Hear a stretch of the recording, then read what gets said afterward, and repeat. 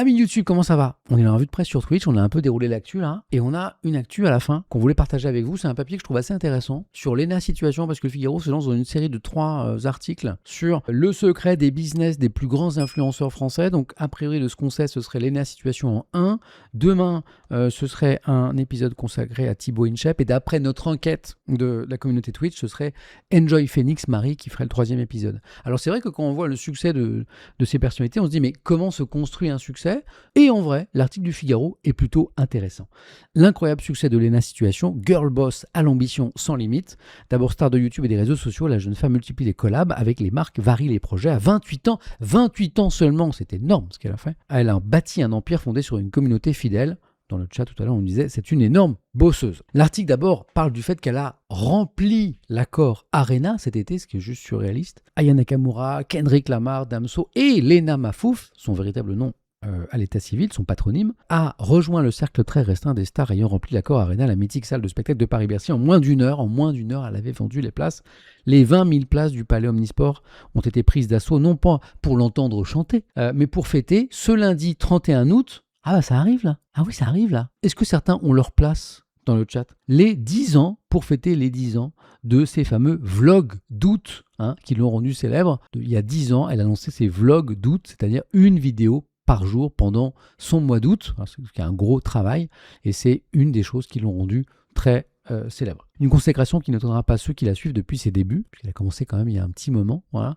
Me dit Kilitello me dit qu'il va ou qu'elle va voir le show. J'aimerais bien y aller perso, me dit Mad Infinity. Je crois qu'il n'y a plus de place. Et c'est la fin effectivement de ces vlogs d'août. Une consécration qui n'étonnera pas ceux qui la suivent depuis ses débuts. Après tout, n'affirmait-elle pas déjà il y a quelques années, mon rêve plus tard, c'est d'avoir beaucoup d'argent, de faire plein de business pour avoir une très grande maison, pour pouvoir faire venir mes potes tous les soirs. Merci Kiki de Jungle pour le soutien. 11 ans après la publication de sa première vidéo sur YouTube, donc c'est à la fois vieux et pas vieux. 11 ans, c'est vieux parce que du coup, ça veut dire qu'elle a commencé à 19 ans, c'est ça? Donc ça fait quand même longtemps. Et en même temps, 11 ans pour créer ce qu'elle a créé, c'est quand même très rapide, je trouve. 11 ans après la publication de sa première vidéo sur YouTube, le 14 février 2015, ce vœu s'est réalisé, quelques 3,2 millions d'abonnés. Ah oui, 17 ans, pardon. On est en 2026, tu as raison. 17 ans.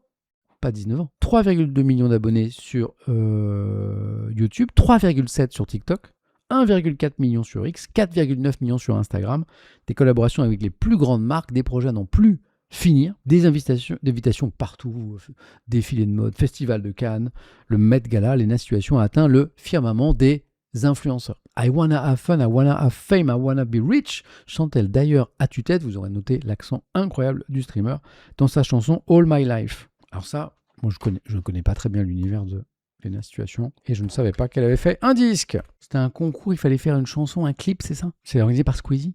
J'essaie de comprendre un peu. Voilà, avec Adèle Castillon, qui est une comédienne, non, c'est ça? L'ENA Situation, Jane. Ah, mais Jane la chanteuse? Jane et Eva.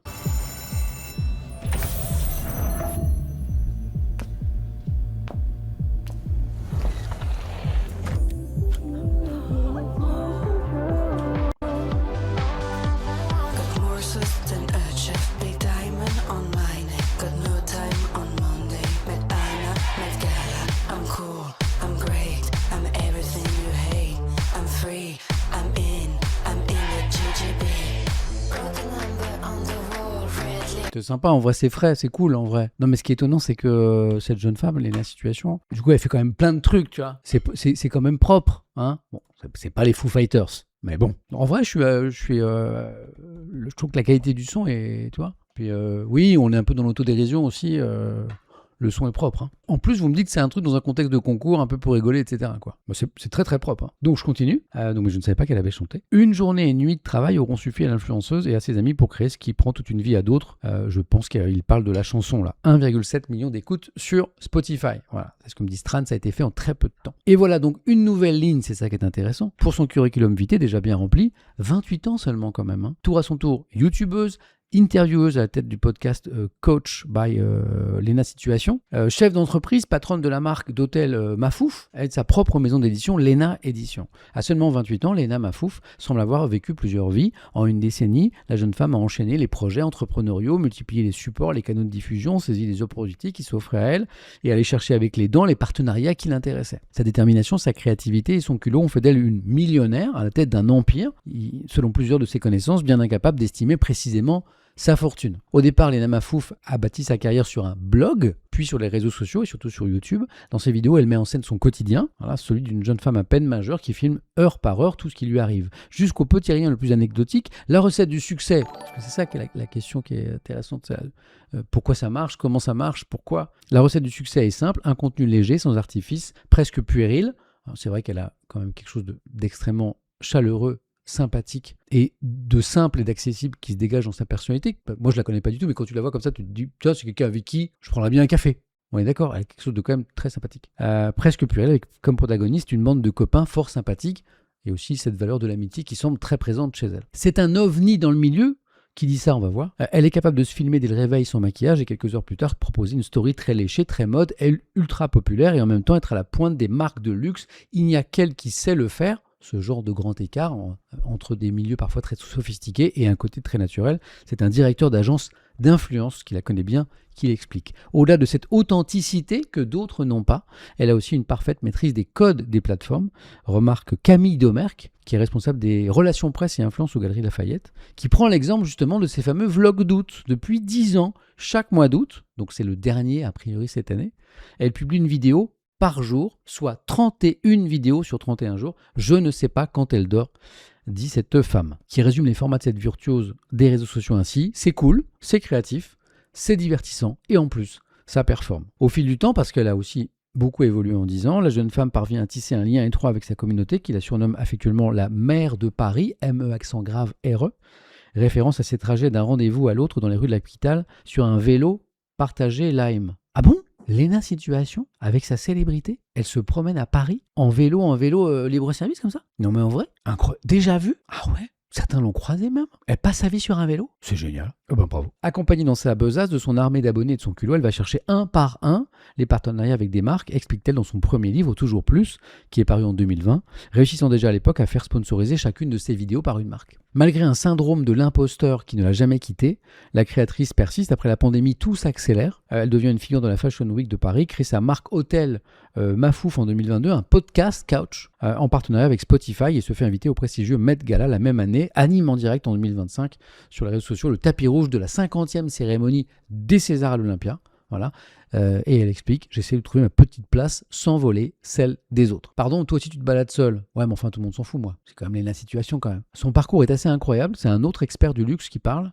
Son parcours est assez incroyable, elle est partie de zéro, a commencé à faire des partenariats avec toutes sortes de marques, y compris les plus populaires. Déjà superstar en France, symbole, et désormais à l'international, elle devient un symbole de réussite, d'ascension sociale. Le symbole de la jeune créatrice de contenu hyper authentique qui raconte sa vie quand ça va bien, mais aussi quand ça va pas, et qui embarque toute sa communauté avec elle. Un succès fou qu'elle cultive autant qu'elle protège. Rares sont les personnes de son entourage à avoir accepté de parler d'elle. Les marques partenaires se murent aussi dans le silence et refusent toutes de confier les détails de leur partenariat avec la youtubeuse, laissant planer le mystère autour de ces OP et de ses ambitions. On apprend juste que son agenda fait qu'elle accepte pas tout ce qui lui est proposé, quoi. Ses apparitions médiatiques sont extrêmement bien contrôlées, comme en avril 2025, alors que l'influenceuse entrepreneuse fait la une de Forbes France, dans le palmarès des 30 under 30.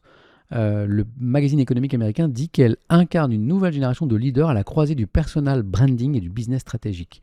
À travers sa vision, son influence, son travail, elle a su transformer son influence digitale en une véritable success story. Les marques, notamment celles des géants du luxe, trouvent leur compte dans un donnant-donnant avec la jeune femme. La vérité, c'est que Léna ne transforme pas et qu'elle ne rapporte quasiment rien à ces marques de luxe parce que sa communauté n'a pas forcément les moyens de s'acheter ses produits, mais parce qu'il y a un mais, en parfaite communicante, elle leur crée du contenu instantané et améliore un peu l'image de ce milieu un peu froid, du luxe réservé aux happy few. Vous êtes nombreux à évoquer sa capacité de travail. Je note juste que un viewer vient de prendre un sub à cette chaîne et je ne résiste pas à la tentation de lire le pseudo de ce viewer qui est donc Kuva. Kaka, Kuva étant son prénom et Kaka, son nom de famille.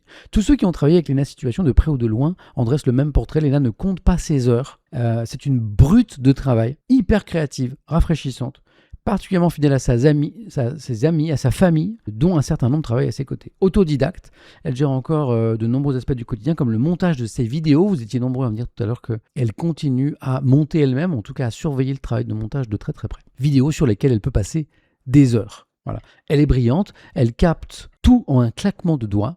Voilà. C'est une bosseuse, une meuf qui sait ce qu'elle veut et comment l'obtenir, dit un fondateur d'agence. La jeune femme, elle, qu'en dit-elle ? Elle assume son ambition.